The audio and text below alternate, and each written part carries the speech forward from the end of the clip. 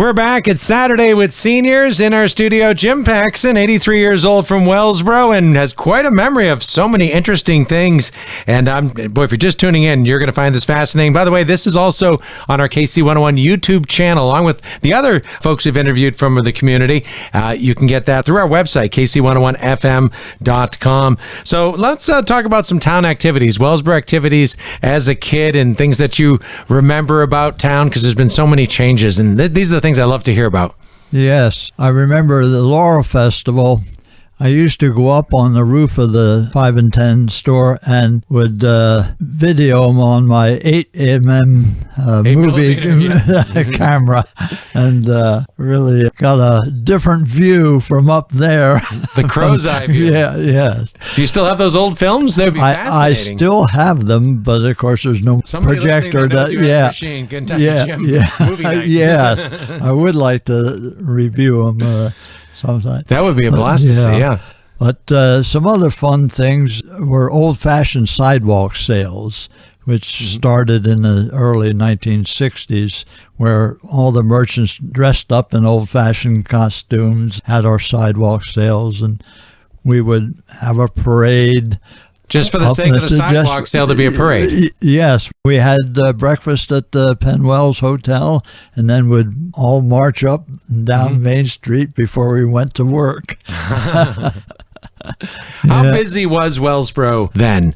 I mean, before the days of Walmart and Ames coming to town and Dollar Generals and all for a dollar and all that CVS stuff, what was it like in Wellsboro? How busy did it get? It was very busy, yes. Say, when I first started working at the store, I was the stock boy, so I had to unload all the So you trucks. touched every product in that store. I touched every box that came into the store, and we would have 3 to 4, 5 trucks every single day. And there were days that I had to stack it out in the alley because it didn't have room inside. And also interest, we got a lot of our freight from the railroad down to the depot. The train came and brought in the freight. Yeah, I didn't realize that came from train, some of it into Wellsboro. Yes, and then they would deliver it. And of course, Tatum Trucking was also one of our main deliverers. It's unbelievable. 3, 4, 5 trucks a day. Every day.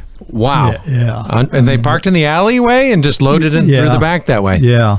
We came in. So was Saturday the busiest day for shopping in Wellsboro in the 50s and 60s, or Friday? Friday was payday? Apparently, because Friday was the main shopping day. And I understand people would sit in their cars and just watch people coming and going. That much excitement. To go time travel and to go back for a day would be amazing. Yeah. You remember some of the other businesses in town?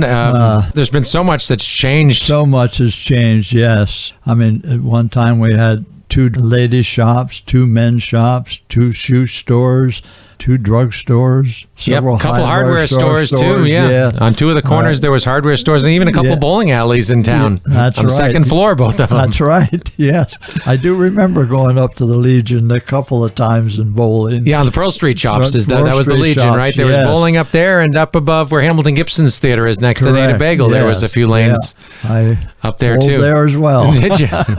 And you remember when there was skiing at the country club? There used to be a rope tow there in the 50s before Denton Hill. I've only seen a couple old pictures of it. I don't remember skiing, but we would go up there with our sleds at the country club and go down to... In fact, one of the streets near where I lived, Water Street, the hill, they didn't plow that then, and so we would sled ride down.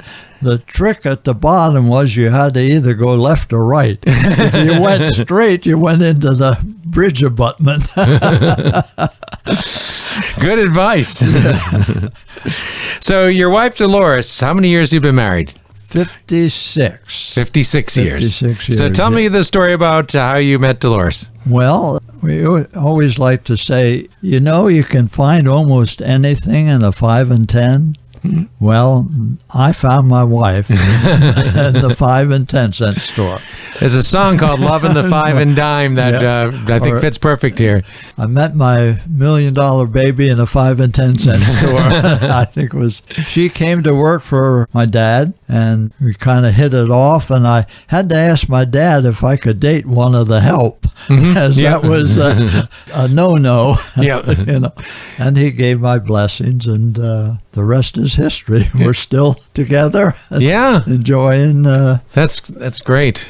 Still enjoying small town Wellsboro 52 or so years later together. So yes. I remember one of the fun activities. I don't know if anybody remembers the bed races that we had. I think they brought them back for 1 year, about 1996, and I did that with Steve Worthington. I got pictures of it. Okay, but that was like a bring back from 20 years before that. Did you ever do the bed? They put wheels on a bed, and this was the craziest sport. Yes, you made your own bed, and then somebody rode it, and not the heaviest person in the group. The lightest one you strongest can find. push, weakest ride.